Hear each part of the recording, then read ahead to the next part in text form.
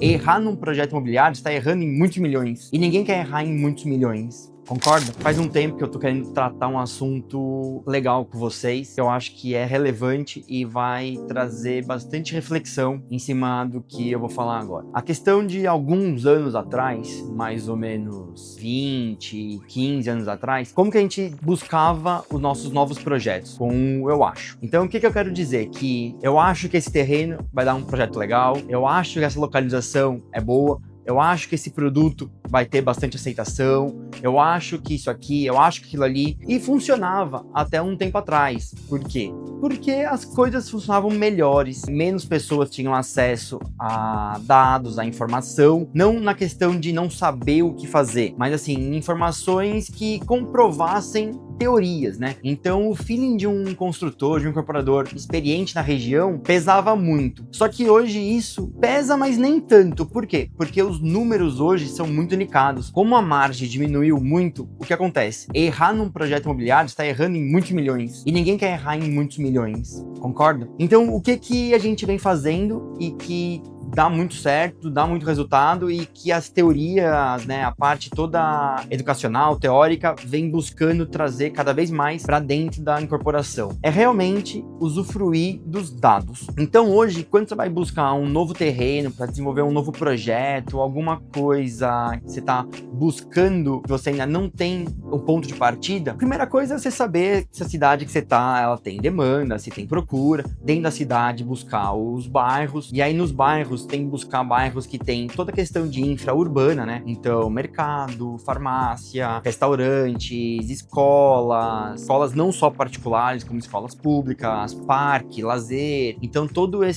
essas excentricidades, todo o entorno tem que ter uma vida para trazer volume, trazer pessoas para aquela região. E aí também entender e interpretar qual rua dentro daquele bairro faz mais sentido ou menos sentido para o seu projeto. Identificado tudo isso, aí a gente começa a buscar os terrenos, que hoje em dia cada vez é mais difícil um terreno virgem. O que é um terreno virgem? Aquele terreno que nunca teve uma construção, um terreno que está no meio da cidade ainda em mato. Então você tem que enxergar o potencial nas construções antigas. Então avaliar aquelas casas mais antigas ou até pequenas construções, galpões que possam vir a ser demolidos para dar espaço para novos empreendimentos verticais. Com isso a gente procura fazer a vocação do terreno. Então você pega um terreno e vê a vocação dele. É um terreno mais para comercial, mais para residencial? Que tipo de público você acha que vai cair melhor ali? Só que esse acho agora não é do achismo, mas sim em torno de tudo isso que eu venho falando e explicando aqui no vídeo. Feito isso, muito legal. O que a gente parte depois? Uma análise de demanda. Muito antes de você ofertar um novo produto, um novo apartamento para aquela região, para aquele bairro, tem que ver se existe a demanda daquilo. Não adianta nada você pegar, fazer uma construção maravilhosa de um apartamento de 100 metros quadrados, sendo que não é o perfil que busca naquela região. O entorno só tem apartamentos de 50, 60, 70, apartamentos de 1, 2 dormitórios, estúdio. Quando você coloca um de 100, você pensa, vou me diferenciar, vai ser exclusivo, um produto único, ou não. Às vezes até pode ser, mas se não tem algum ponto de alerta, isso quer trazer e tem que ser analisado. Então uma análise de demanda é muito importante, porque você vai entender o fluxo migratório para aquela região, o que está sendo buscado e tudo mais. Então, a vocação do terreno, análise de demanda. Depois disso, aí sim a gente parte para análise de oferta, para avaliar o quê? Se o estoque daquela região, ele já cobre aquela demanda ou não. Se ele já cobre e está suprindo, está acima ainda, está sobrando, poxa, é um ponto de alerta. Você vai colocar mais volume, mais produto daquela mesma tipologia naquele local? Às vezes pode não fazer sentido. Não, o estoque é muito antigo, os apartamentos são velhos, a infraestrutura do prédio não condiz mais com a geração atual.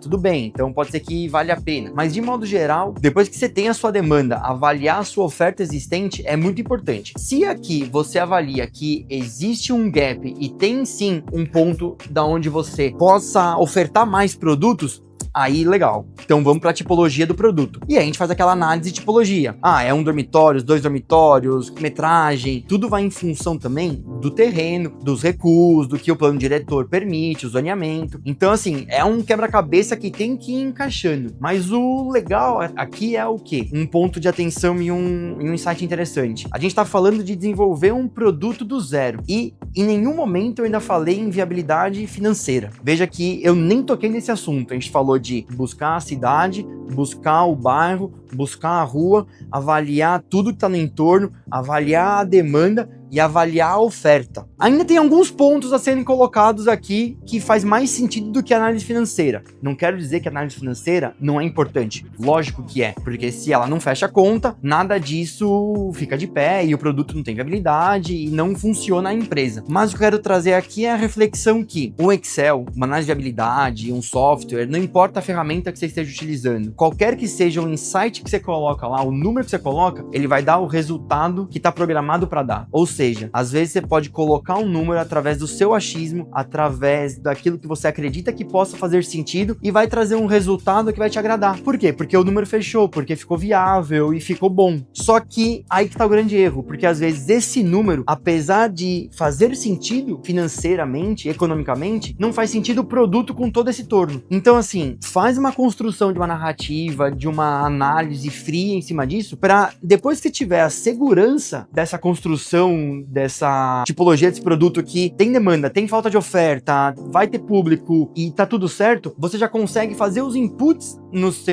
na sua análise muito mais seguro. Você já tem as quantidades de unidade que vai ser esse produto, qual que é a tipologia, você já sabe o preço do metro quadrado de venda, e aí para fazer o preço do metro quadrado de construção e tudo mais, você consegue pegar nos dados históricos da sua empresa, em produtos similares, pode até buscar Cube, Sinap, enfim, mas o melhor sempre é a análise interna da sua empresa e das suas obras antigas, faz por analogia. E aí o que acontece? O resultado financeiro vai vir muito mais assertivo. O que quer dizer assertivo? Quer dizer que quando você pegar esse resultado financeiro e analisar junto com todos esses outros fatores, aí sim a sua decisão de avançar ou não com aquele produto é melhor. E veja assim, que avançar com aquele produto, muitas vezes, até aqui, você nem comprou o terreno ainda. Porque você pode fazer o quê? Você pode fazer uma proposta de promessa de compra, aonde que você vai vincular toda a sua análise financeira e de viabilidade em cima do terreno. Então, muitas vezes, você já evitou fazer um desembolso alto, ou permuta, ou até financeiramente mesmo, em um terreno, sem saber se ele vai avançar ou não. Então, esse investimento inicial de tempo, de recurso e de tudo que eu falei até aqui, às vezes vai fazer com que você ou faça essa compra com muito mais segurança, e aí sim você já coloca isso aí na sua viabilidade para ter o retorno que você espera, ou então vai fazer com que você evite um prejuízo, que aí você parte para um próximo terreno, uma nova área a ser estudada, trazendo muito mais tranquilidade e muito menos pressão para que aquele produto dê certo, o que às vezes na marra, na força, pode não acontecer. Então acho que esse era um assunto que eu já estava pensando em trazer aqui já faz um tempo. Eu acho que é um assunto legal, é um assunto que eu particularmente gosto, essa questão de planejamento, estudo prévio, viabilidade, e